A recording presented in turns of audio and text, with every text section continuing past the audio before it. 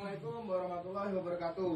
Waalaikumsalam warahmatullahi wabarakatuh. Bapak Ibu Kepala Sekolah lan Bapak Ibu Guru ingkang kula hormati, rencang-rencang sedaya ingkang kula tresnani. Monggo kita muji syukur dumateng Gusti Allah. Kula izin kanthi alamat badhe matur babagan budaya Indonesia. Hadirin sedaya, Indonesia menika sugih budaya. Kita kagungan kathah basa, tari, lan adat ingkang maneka werna.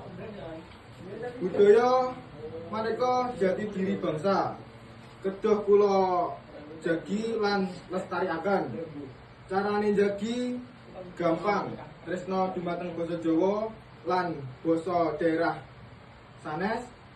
Bangga minggunakake batik, ngajeni budaya saking daerah itu.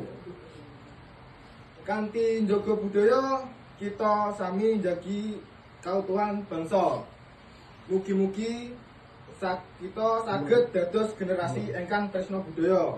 Kula nyuwun pangapunten menawi wonten kranto. Wassalamualaikum warahmatullahi wabarakatuh. Waalaikumsalam warahmatullahi wabarakatuh.